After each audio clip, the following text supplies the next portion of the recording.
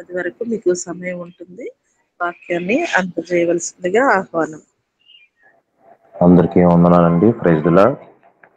ఈ దిన మన సహోదరులు సేవకులందరూ ప్రయాణంలో దేవుడు తోడై ఉన్నాడు.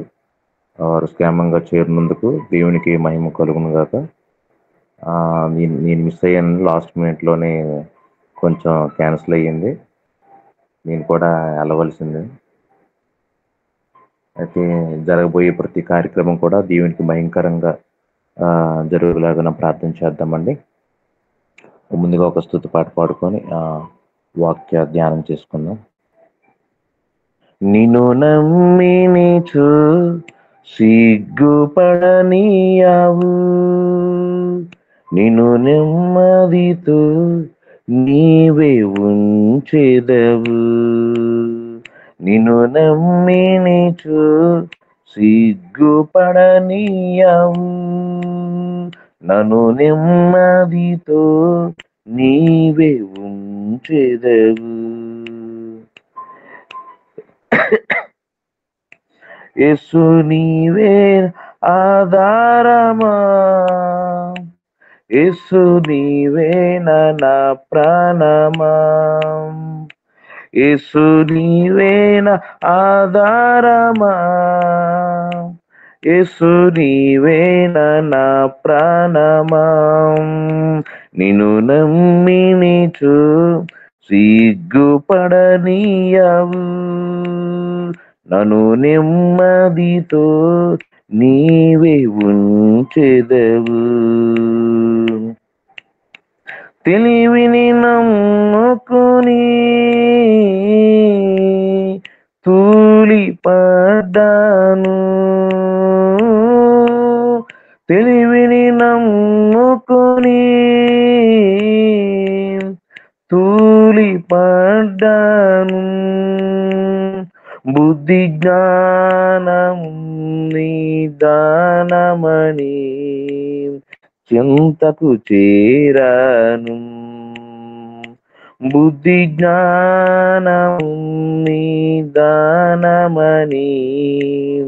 చింతకు చేరాను.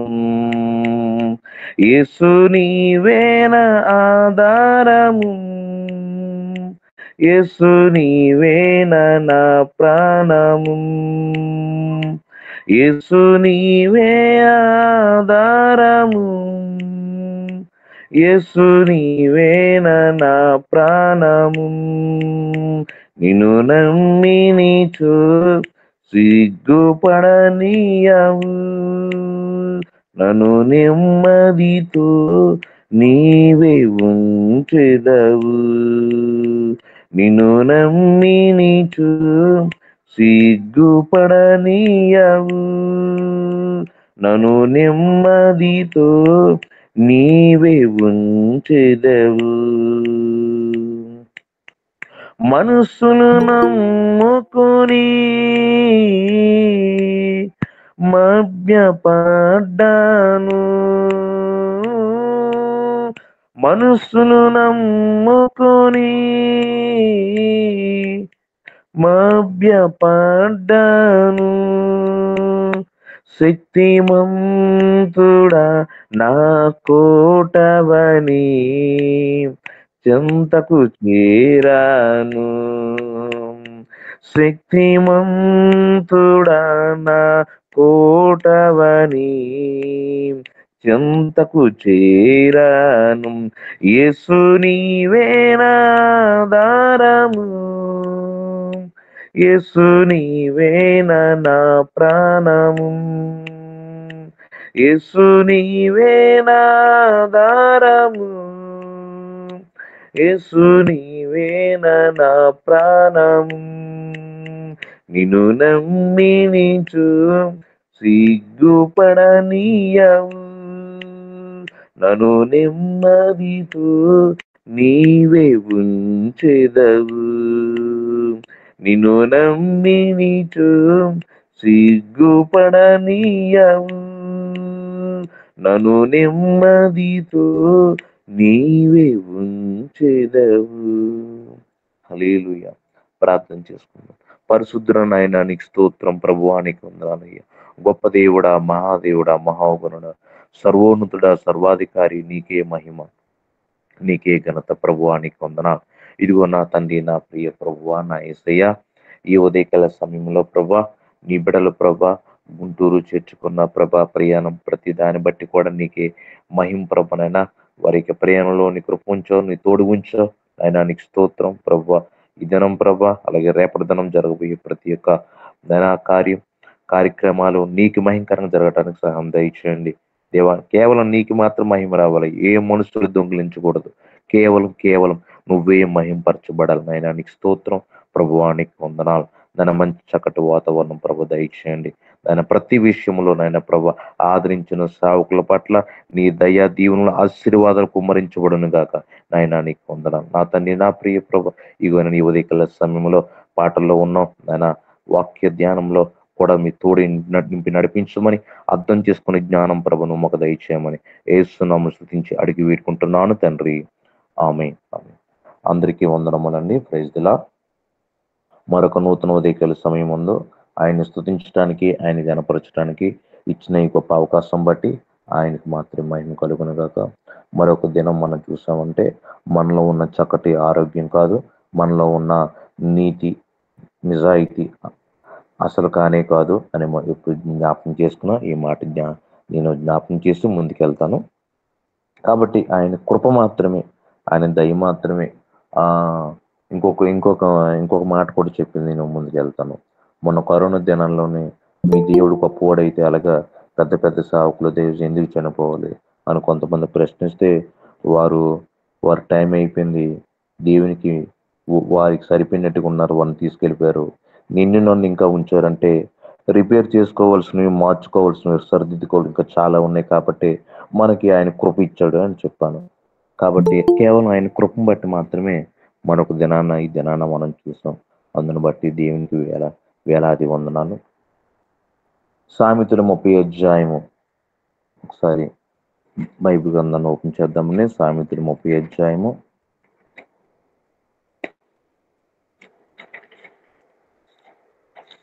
1 నుంచి కొన్ని వచనాలు మనం ఈ అధ్యాయం ఇక్కడ ఆగూరు ప్రార్థన మనకు కనబడుతుందండి. ఈ ఆగూరు ప్రార్థన ఇక్కడ తప్ప బైబిల్లో ఇంకెక్కడ ప్రస్థానం మనకు కనబడదు. మొదటి మాట నేనే చదువుతానండి. సామెతలు 30 అధ్యాయం ఎవరైనా చదివి వినిపిస్తారండి? 1-2 వచనాలు. దేవోక్తి అనగా యాకే కుమారుడైన ఆగూరు పలికిన మాటలు. ఆ మనుషుడు ఈతీయేలునకును చెప్పిన మాట, నిశ్చయముగా మనుషులలో నా వంటి పశుప్రాయుడు లేడు, నరులకున్న వివేచన నాకు లేదు. ఆమేన్. థ్యాంక్ యూ గారు. చాలు. ఆగూరు చేసిన ప్రార్థన. ఈ ప్రార్థన నుండి మనం నేర్చుకోవాల్సినవి ఏంటంటే మన జీవితంలో ఇంకా మనం తెలుసుకోవాల్సినవి, మార్చుకోవాల్సిన ఆత్మీయ సత్యాలు అనేకం ఇందులో దాగి ఉన్నాయండి. ఆగూరు చేసిన ప్రార్థనలు ముఖ్యంగా మనం నేర్చుకోవాల్సింది, ఇది ఒక శారీరక సంబంధమైన ప్రార్థన కానే కాదు, ఇది ఆత్మ సంబంధమైన ప్రార్థన, సత్యాన్ని కోరుకునే ప్రార్థన, దేవుని నుండి సంతృప్తిని కోరుకునే ప్రార్థన. దేవుని నుండి సంతృప్తి అంటే మనం మనం భౌతికంగా మనం అనుకోగలం, కానీ కాదు. దేవుని నుండి సంతృప్తిని కోరుకునే ప్రార్థన. నా కుమారుడు, నా కుమార్తె అని గొప్పగా చెప్పుకునే సంతృప్తి మాట. దేవుని నుండి సంతృప్తి కోరుకునే ప్రార్థన, సత్యాన్ని కోరుకునే ప్రార్థన. యాగూరు చేసిన ప్రార్థన ఏమైందండి? ఆత్మ సంబంధమైన ప్రార్థన. ఈ 3 మాటలు బట్టే ఈ కింద వచనాలని మనం ధ్యానించుకుందామండి. చూడండి, ఈ యాగూరు చేసిన ప్రార్థనలో ఏం కనబడుతుందంటే దేవుని యొక్క ప్రసన్నతను, దేవుని యొక్క సత్యాన్ని, దేవుడు తన జీవితంలో నుండి సంతృప్తిని కోరుకోవాలట. తనను బట్టి ఆయన నామానికి మహిమ వచ్చేటట్లు, తనను బట్టి ఆయన నామానికి ఘనత వచ్చేటట్లు తన జీవితం మార్చబడే రీతిలో ఆ కింద మాటలు మనం చూడవచ్చు. రెండవ వచనం, నిశ్చయంగా మనుషులలో నా వంటి పశుప్రాయుడు లేరు, నరులకున్న వివేచన నాకు లేదు. అంటే నిశ్చయముగా అంటే ఏంటంటే కన్ఫర్మ్, నిజాయితీగా, కన్ఫర్మ్. నిజంగా చెప్పాలంటే కన్ఫర్మ్ బల్లగుద్దు చెప్తాం కొన్ని నిశ్చయంగా కన్ఫర్మ్గా ఏదైనా చెప్పాలంటే చూడండి, మనకున్న అజ్ఞానాన్ని మనం గ్రహించడమే జ్ఞానానికి మూలం. కానీ మనం చాలాసార్లు ఈ మాటను మనం ఒప్పుకోమండి. చూడండి, ఈ రెండో మాటలోనే చాలా లోతైన అర్థం ఉంది. ఒకసారి మనం గమనించినట్లయితే, నిశ్చయముగా మనుషుల్లో నా వంటి పశుప్రాయుడు లేడు, నరులకున్న వివేచన నాకు లేదు అన్న మాటలోనే నిశ్చయం అంటే నిజాయితీగా, నిజంగా, నిజముగా అంటే మనలో ఉన్న అజ్ఞానం మనం ఎప్పుడైతే మనం గ్రహిస్తామో అప్పుడు మాత్రమే దేవుని దగ్గర ఉన్న జ్ఞానాన్ని పొందుకోవటానికి ఆ అవకాశం ఉంటుంది, జ్ఞానానికి మూలం ఉంటుంది. కానీ మన మన అజ్ఞానాన్ని మనం పైన మనం కవరింగ్ చేస్తుంటాం. కవరింగ్ చేసినప్పుడు ప్రతిసారి కూడా అది మన జ్ఞానాన్ని మనం చేరుకోలేం. చూడండి, ఆగురు నా వంటి పశుప్రాయుడు లేడు అంటే ఎంతో తన అజ్ఞానాన్ని గమనించి దేవుని తన అజ్ఞానాన్ని గమనించి దేవుని జ్ఞానాన్ని పొందుకునేక గొప్ప ప్రార్థనను మనం ఇక్కడ గమనించవచ్చు. మనం కూడా మన జీవితంలో కూడా మన అనేకమైన విషయాలు, మన కుటుంబ విషయాల్లో, మన వ్యక్తిగత విషయాల్లో, మన యొక్క ఉద్యోగ విషయాల్లో, లేదంటే సేవ పరిచర్య విషయాల్లో మన అన్నీ మనకు తెలుసు అని చాలాసార్లు మనం తప్పు చేసినా కరెక్ట్ చేసినా లేదు ఇది కరెక్టే అని మనం ముందుకు వెళ్ళిపోతుంటాం. మనకన్నా పెద్దవాళ్ళు, మనకన్నా పెద్ద దైవజనులు, లేదంటే మన తల్లిదండ్రులు పెద్దవారు, లేదంటే ముఖ్యంగా వాక్యానుసారమైన జీవితం మనం కలిగి ఉండలేక మనం చాలాసార్లు కవరింగ్ చేసుకోవటానికి చూసి దేవుని నమ్మనికి అవమానం, మనకి శ్రమ. అలా కాదు, ఇక్కడ ఆగురు పలికిన మాట ఏంటంటే, నేనైతే అజ్ఞానిని, నా వంటి పశుప్రాయుడు లేడు, నరులకున్న వివేచన నాకు లేదు. మనం ఈ మాటను మనం కలిగి ఉండాలని మనకున్న చాలా మంది చూడండి, తమకున్న తెలివితేటలను బట్టి కొంతమంది మిడిసిపడిపోతారు. అలా అసలు అలాగ ఉండకూడదు. ఒకవేళ అలాగ ఎవరైనా మిడిసిపడి ఎవరైనా ఉన్నారంటే దేవునికి దూరంగా ఉన్నారని అర్థం చేసుకోవాలి. దేవునికి దూరంగా ఉన్నారని అర్థం చేసుకోవాలి. నేను ఏపాటి వాడని నిరంతరము దినదినము ఆయన ఇచ్చిస్తూనే ఉండాలి, మనము తగ్గించబడుతూనే ఉండాలి.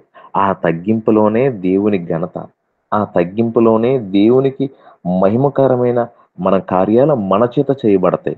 ఆ తగ్గింపులోనే, ఆ దీనత్వంలోనే, ఆ జ్ఞానంగా ఎప్పుడైతే మనం దేవుని జ్ఞానంతో ఎప్పుడైతే మనము మరల్చబడుతుంటామో, శుద్ధం చేయబడుతుంటామో, అందులోనే దినదినం మన ద్వారా గొప్ప కార్యాలు చేయబడతాయి.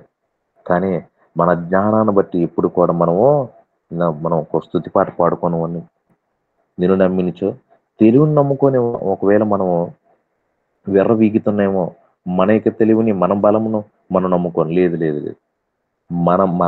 మనలో ఉన్న అజ్ఞానాన్ని ఎప్పుడైతే మనం గమనించి ఆయన చెంతకు మనం చేరుతున్నామో, అక్కడ దేవుని పాదముల దగ్గర ఉండే జ్ఞానాన్ని పొందుకోవటానికి గొప్ప మార్గంగా, అవకాశంగా మనకు ఉంటది. అలాగే చూడండి, ఇర్మియా 1వ అధ్యాయము 6వ వచనం చదువుదామండి. ఇర్మియా 1వ అధ్యాయము 6వ వచనం. ఇర్మియా 1వ అధ్యాయము 6వ వచనం. ఇర్మియా 1వ అధ్యాయము 6వ వచనం. అమ్మ ప్రేమలత గారు. అందుకు అయ్యో ప్రభువు యెహోవా, చిత్తగించుము, నేను బాలుడనే, మాట్లాడుకున్న శక్తి చాలదని నేను అనగా. చాలండి, థ్యాంక్ యూ అండి. చూడండి, ఇర్మియా తాను దేవుని పక్షంగా మాట్లాడడానికి సమర్థుడు అనుకోవట్లేదు. ఆ బాధ్యత ఏ విధంగా తొలగిపోతే మంచిది అనుకున్నట్లు మనకి ఈ మాట కనబడుతుంది. మోసే కూడా ఏమంటాడండి, తను రాజరికంలో ఐగుప్తులో ఉండేటప్పుడు చాలా నేర్చుకున్నాడు. అయినా ఇక్కడ అయ్యో నేను మాట మాంద్యం కలిగిన వాడని, అంటే దేవుని జ్ఞానాన్ని, ఆయన శక్తిని వివరించే అంతే, లేదంటే ఆయన అనుకున్నట్టుగా నడిచే జ్ఞానం నాకైతే లేదు. ఇక్కడ ఇర్మియాలో కానీ, ఇక్కడ మోసేలే కానీ ఇక్కడ మనం గమనించవచ్చు. అంటే మనం కూడా అంటే ఈ ఇద్దరిలో ఇర్మియా గాని అక్కడ మోసే గాని మన దేవుని కార్యాలు జరిగేటప్పుడు దేవునికి నచ్చినట్టుగా ఇష్టపూర్వక మహిమకరంగా బ్రతకటానికి జీవించడానికి మనుషుని జ్ఞానం ఎందుకు పనికిరాదు అని డైరెక్ట్ గా చెప్పబడుతున్న మాట. ఈ లోకంలోని జీవించడానికి లేదంటే దేవుని పని చేయటానికి పరిచర్య చేయటానికి ఆయనకి మహిమకరంగా ఉండాలంటే బ్రతకాలంటే మన మనుషుని సొంత జ్ఞానం ఎందుకు పనికిరాదు అనే డైరెక్ట్ గా మనం తెలుసుకోవాల్సిన అంతరార్థం సత్యం.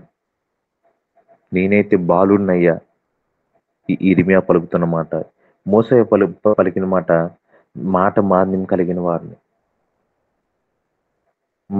మనం కూడా మా ప్రతిదినం కూడా మనలో ఉన్న తప్పిదములు మనలో ఉన్న అజ్ఞానాన్ని తప్పకుండా మనం గమనించాలి. మనం ఎప్పుడైతే మనం గమనించి మనము ఆయన దగ్గర ఇటువంటి ఆగురు ప్రార్థన చేస్తామో దేవుని జ్ఞానాన్ని మనం పొందటానికి మార్గం సుమార్గంగా తయారవుతుంది. అది అప్పుడు మాత్రమే మన జీవితంలో ఆయనకి భయంకరంగా మనం బ్రతకటానికి జీవించడానికి గొప్ప అవకాశంగా ఉంటది. చూడండి, నా మూడవ వచనం, నేను జ్ఞాన సామెతలు 30:3 నేను జ్ఞానాభ్యాసం చేసుకున్న వాడిని కాను, పరిశుద్ధ దేవుని గురించి జ్ఞానం పొందలేదు. 4వ వచనం, ఆకాశమునకెక్కి మరలా దిగిన వాడెవడు, తన పిడికిలతో గాలిని పట్టుకున్న వాడెవడు, బట్టల్లో నీళ్లు మూట కట్టిన వాడెవడు, భూమి యొక్క దిక్కులన్నింటినీ స్థాపించిన వాడెవడు, ఆయన పేరేమో ఆయన కుమారుని పేరేమో నీకు తెలిసి ఉన్నదా. చూడండి, ఈ మాటలు చాలా మనల్ని ఆలోచింప చేసిన మాటలు. ఆకాశం ఒక దేవుని ఆధీనంలోనే ఉంటది. అక్కడికి ఎవరు ఎక్కలేరు దిగలేరు. అయితే ఆయన పలికిన ప్రతి మాట కూడా మన మధ్యలో ఉంది, మన చేతిలో ఉంది. ఇప్పుడు మీ చేతిలో ఉంది, నా చేతిలో ఉంది. దేవుని మాటలనియు మనందరికీ అందుబాటులో ఉన్నాయి. ఆయన కిందకు వచ్చినట్లయితే ఆరో వచనంలో, దేవుని మాటలని పుటమ పెట్టబడినవి, ఆయన ఆశ్రయించే వారికి ఆయన కేడుము. పుటమ పెట్టబడినవి అంటే ఏంటంటే దేవుని మాటలు శుద్ధమైనవి, సంపూర్ణమైనవి. కాబట్టి మనల్ని పరిశీలించడానికి ప్రశ్నించడానికి ఆయనకి అధికారం కలదు. మనం నమ్ముకున్న దేవాదేవుడికి, మనల్ని సృష్టించిన సృష్టికర్తకి మనల్ని పరిశీలించడానికి ప్రశ్నించడానికి తీర్పు తీర్చడానికి అధికారం కలదు, అర్హత కలదు. కాబట్టి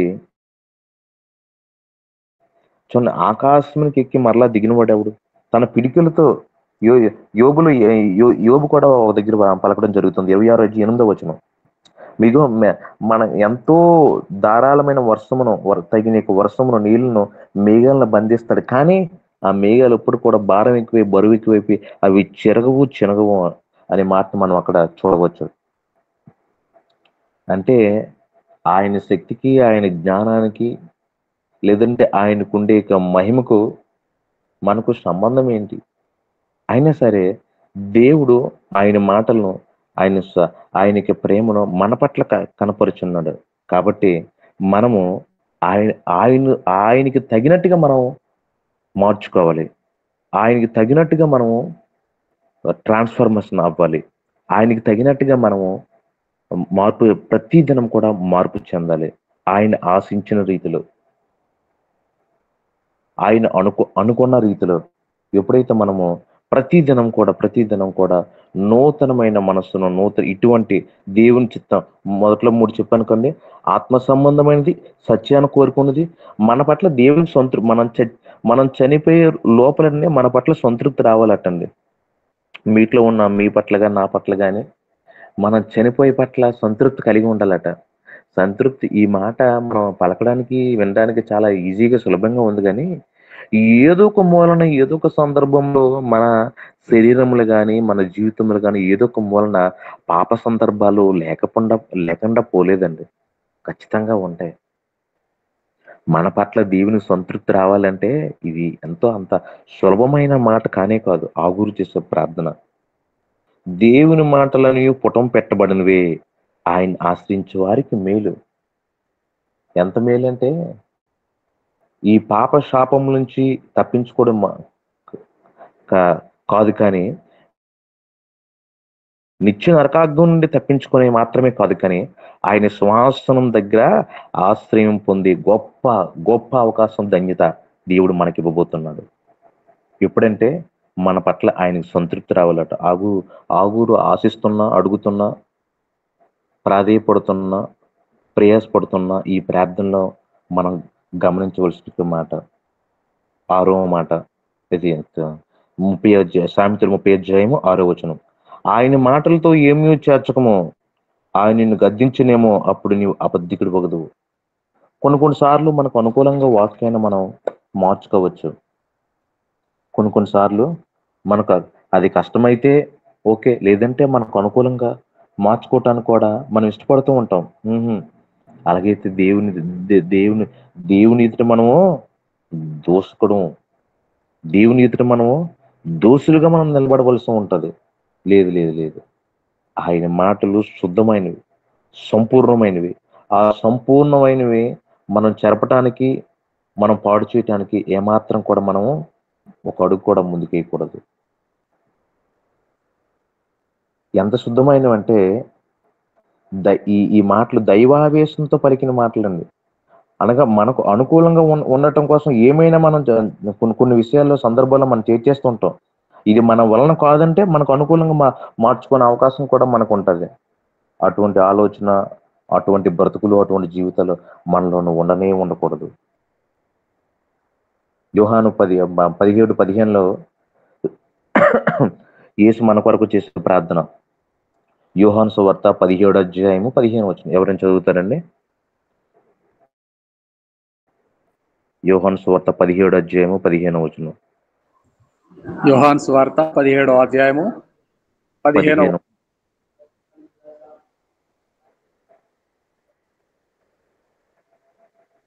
చదవండి ఎవరైనా.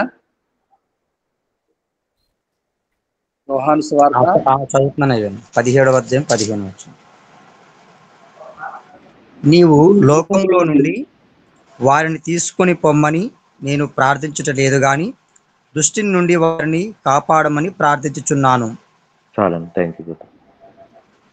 చూడండి, మన పట్ల ఆ ప్రేమమయుడు, కరుణామయుడు, లేదంటే దయాళుడు కోరుకున్న మాట ఏంటంటే దుష్టు నుండి తప్పించాలని ప్రార్థన చేస్తాం. లోకం నుంచి అక్కడ తీసేయాలని ప్రార్థన చేయట్లేదు.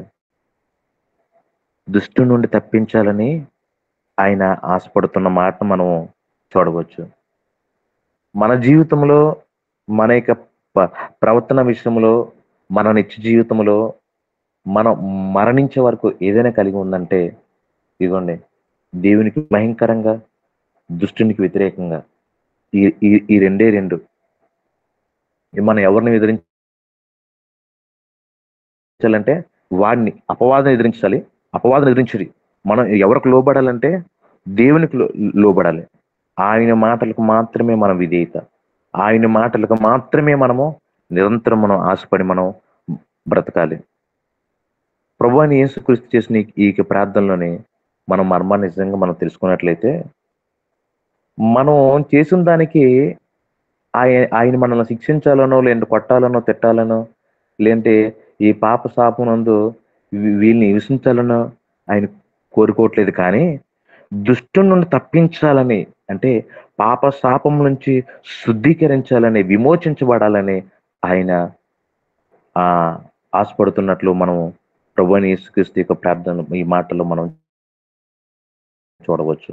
అలాగే అక్కడ ప్రభువైన యేసుక్రీస్తు పలికిన మాట కానీ, ఇక్కడ ఆగురు చేస్తున్న ప్రార్థనలు కానీ మనం తెలుసుకోవాల్సిన నిజమైనది ఏమైనా ఉన్నదంటే, ఈ భౌతిక పరంగా మనం ఆశించడానికి, మనం ప్రతిదినం కూడా ఆశపడటానికి ఏమీ లేదు. కానీ మనం ఏమైనా ఆశపడాలి, ప్రాధేయపడాలి, ప్రయాసపడాలి ఏమైనా ఉందంటే ఆయనకి సంతృప్తికరంగా మనం బ్రతకడమే. ఈ మాట ఒక భక్తుడు పలికిన మాట. నేను చనిపోయే లోపల నా యందు సాటిస్ఫాక్షన్ రావాలట. నా యందు సాటిస్ఫాక్షన్ రావాలి అంటే అప్పటికే ఆ భక్తుడు చాలా దేవుని పరిచర్య మంచిగా చేస్తున్నాడు. చాలా మంచి మంచి పనులు చేస్తున్నాడు. అంటే దాని అర్థం ఏంటంటే అవి చేసిన ఏవి కూడా దేవునికి భయంకరంగా లేవు. అంటే బయటికి మనందరం కూడా నీతిమంతుడిగా మనం కనబడచ్చు, కానీ లోలోప అంతరాత్మ వెతికి తీసిన వాడు ఆయనే. మన మనుషులను జాన్సన్ మంచోడని మీ అందరికీ తెలుసు, నా చుట్టుపక్కల ఉద్యోగం అందరికీ తెలుసు. కానీ నాలో పాపపు యొక్క మూలలు కానీ సాపపు యొక్క మూలలు కానీ ఆయన ముందు ఆయన చేసే స్కానింగ్ ముందు తేలిపోతాం. కాబట్టి ఆయనకి మహిమపూర్వకంగా, ఆయనకి ఘనతపూర్వకంగా మన జీవితాన్ని మనం ట్రాన్స్ఫర్ చేసుకుంటూ ఉండాలి. 7వ వచనం 37. దేవా, నేను నీతో 2 మనవులు చేసుకుంటున్నాను, నేను చనిపోక ముందు వాటిని అనుగ్రహింపము. కింద ఆ 2 మాటలు కింద మనం గమనించవచ్చు. ఆ 2 మనవులు ఏంటంటే, వ్యర్థమైన వాటిని అబద్ధం నాకు దూరముగా ఉంచము, పేదరికమునైనను ఐశ్వర్యనైనను నాకు దయచేయకము, తగినంత ఆహారం నాకు అనుగ్రహింపము. ఎక్కువైన ఎల్లా నేను కడుపు నిన్నవాడే నిన్ను విసర్జించి యెహోవా ఎవడిని అందునేమో, లేక బీదనే దొంగులు నా దీవును నాము దూషించనేమో. చూడండి 30 సామెతలు 38వ వచనంలో వ్యర్థమైన వాటిని మనం విసర్జించాలి. ఆ వ్యర్థమైన వాళ్ళ కీర్తన 119 37 వచనంలో కూడా మనం ఆ మాటను మనం గమనించవచ్చు. కీర్తన 119 37 ఎవరైనా చదువుతారని. వ్యర్థమైన వాటిని చూడకుండా నా కన్నులు త్రిప్పివేయము, నీ మార్గం నడుచుకున్నట్టుకు నన్ను బ్రతికింపము.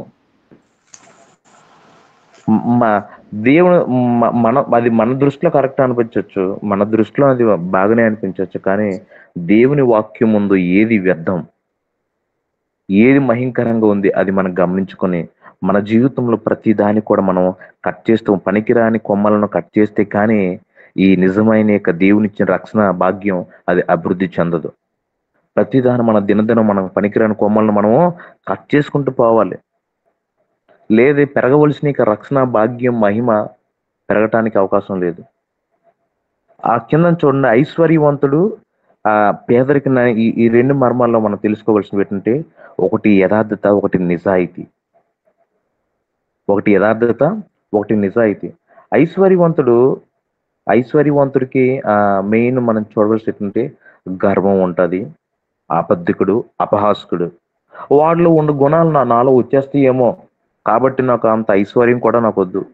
పేదరికం, ఈ పేదరికం నిర్గమాకాండంలో 5వ అధ్యాయం 2వ వచనం మనం గమనించినట్లయితే, నిర్గమాకాండం 5వ అధ్యాయం 2వ వచనం మనం గమనించినట్లయితే, ఒకవేళ ఆకలి కోసం తన ప్రాణ రక్షణ కొరకు ఎవరైనా దొంగతనం చేస్తే వాడి పట్ల ఎవరు జాలి ఉంచడు, వాడికి రావాల్సిన పనిష్మెంట్ వస్తుందట. వాడికి రావాల్సిన పనిష్మెంట్ వచ్చిందంటే దేవునికి దూషణగా, దేవునికి దుఃఖకరంగా, ఆవేశకరంగా ఉండే బ్రతుకు ఎందుకు అన్నట్లు మనం గమనించవచ్చు. అంటే ఎవరైనా జాలి పడతారా? ఆహారం కోసం దొంగతనం చేశాడని మాత్రం ఎవరు జాలి పడరు, 7 అంతలు చెల్లించాలట. అక్కడ ఆ మాట ఉంటది నిర్గమాకాండం 5:2.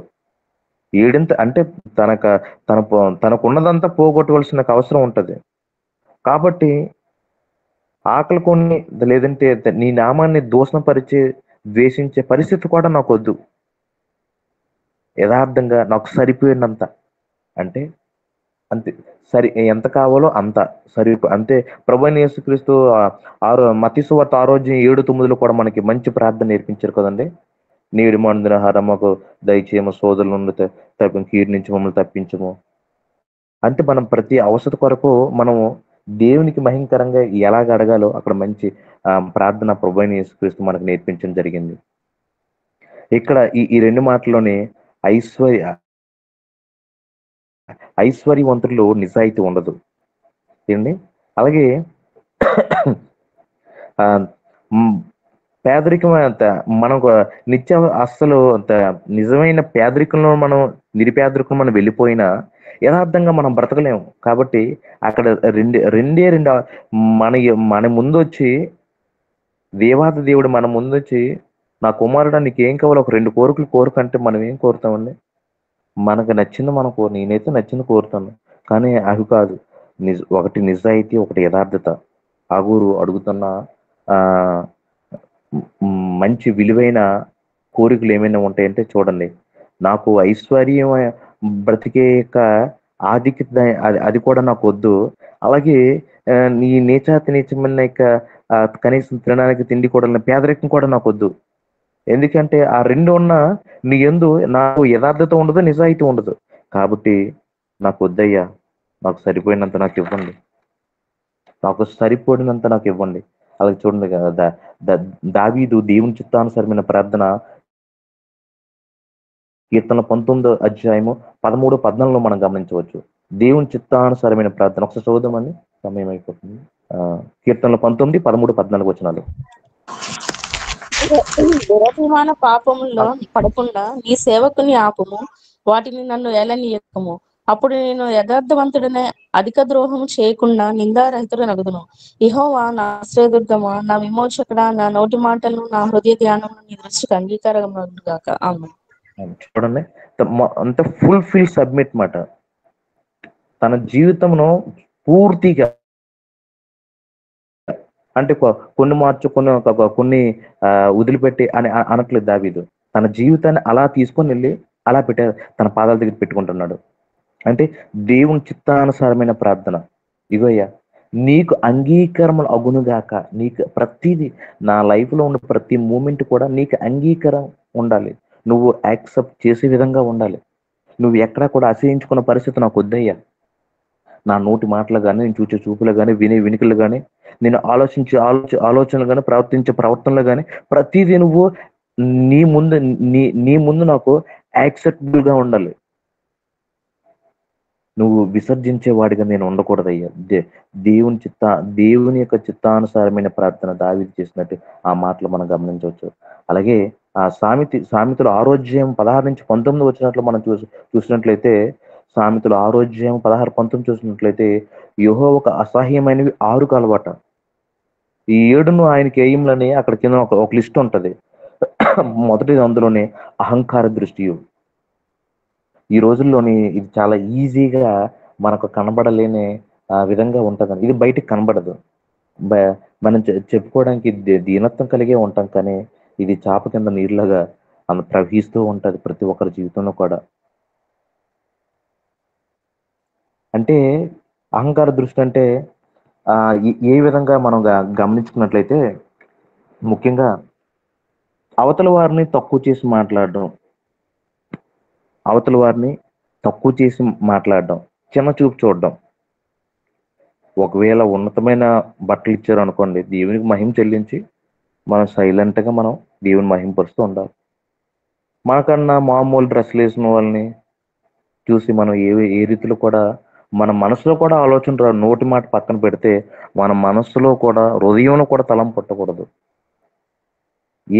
బట్టలే ప్రతి విషయంలో కూడా అవతల వారిని ఏ విధంగా కూడా తక్కువ చేసి మనం చూడకూడదు. అలాగే జడ్జిమెంట్ కొంతమంది పాస్ చేస్తుంటారు.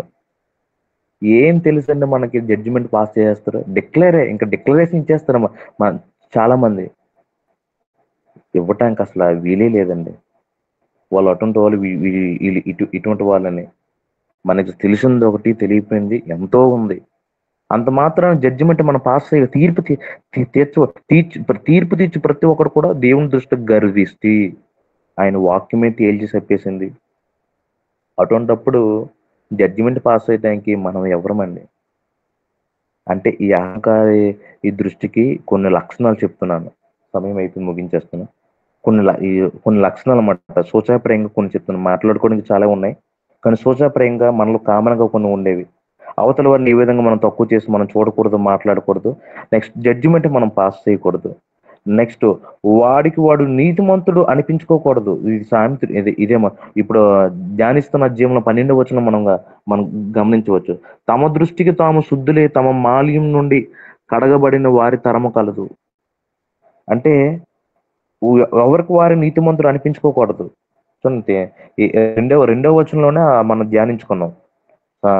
సామెతలు 32లోనే మనం ధ్యానించుకున్నాం.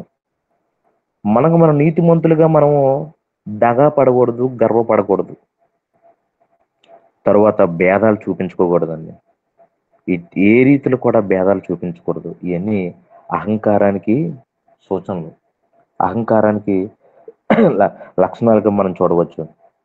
అయితే చివరగా నేను ముగించే ముందు ఈ ఆగూర్లో మనకు కనబడిన మాటలు ఈ 30 అధ్యాయము మా 1 నుంచి 10 వచనాలు మాత్రమే మనం ధ్యానించుకున్నాం.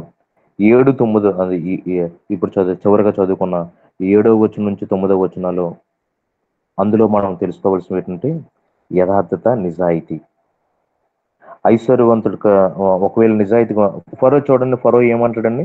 2వ దినవృత్తాంతకాండం 1వ అధ్యాయము 7 నుంచి 12 వచనాల ప్రకారంగా మనం చూసుకున్నట్లయితే బోలెడు వచనాలు ఉన్నాయి, చదివితే సమయం అవుతుంది, వివరించేస్తానండి.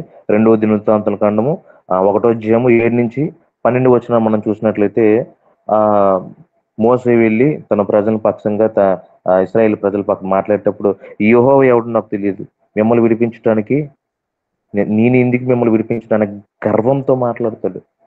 అంటే చూడండి, అంటే బహుశా ఒక ఐశ్వర్యవంతుడి గుణం అదేమో, దేవుడు ఎవరో నాకు తెలియదు డైరెక్ట్ గా చెప్పిన మాట, యెహోవా ఎవరో నాకు తెలియదు, మిమ్మల్ని ఎందుకు విడిపిస్తాను అన్నట్టుగా మనం అక్కడ మాటను చూడవచ్చు. కాబట్టి మనం ఆశించేది ఏదైనా ఉన్నదంటే దేవునికి మహిమకరంగా, దేవునికి ఘనతపూర్వకంగా మనం ప్రభు అయిన యేసుక్రీస్తు దగ్గర మనం ఆశించేది, మనం ప్రతిదినం ప్రార్థన చేసేది ఏమైనా ఉంటుందంటే యథార్థత, నిజాయితీ. ఈ యథార్థత, నిజాయితీ ఎప్పుడైతే మనం ప్రశస్త వస్త్రంగా మనం ధరించుకున్నామో అప్పుడు దేవునికి మన పట్ల సంతృప్తి కలుగుతుంది. దేవునికి ఏంటంటే సంతృప్తి కలుగుతుంది. రెండు మనవులు, ఒకవేళ దేవుడే మన ఎదుట ఒకవేళ దేవుడే మన దగ్గరికి వచ్చి కోరుకున్నట్లయితే, నా కుమారి ఒక 2 కోరికలు కోరుకో అని ఎవరైనా మనలో ఎవరి దగ్గరికి వచ్చానో దేవుడు కోరుకున్నట్లు మనం ఏం కోరుకుంటామండి? ఈ లోకంలో ఉన్న ఏవి కాకుండా సొలొమోను అయితే జ్ఞానమును తెలివిని ప్రసాదించు అని కోరుకోవడం జరుగుతుంది. అలాగే కీర్తన 27:4 వచనంలోనే దావీదు కూడా ఒక వరం అడుగుతాడు. ఏం అడుగుతాడంటే, ఒకసారి చదువుదామండి, లాస్ట్ ముగించుకుందాం. కీర్తన యెహోవా యొద్ద ఒక వరం అడిగి తిని దానిని నేను వెతుకుచున్నాను. యెహోవా ప్రసన్నతను చూచుటకును ఆయన ఆలయంలో ధ్యానించుటకును నా జీవితకాలం అంతయు నేను యెహోవా మందిరంలో నివసింపగోరుచున్నాను.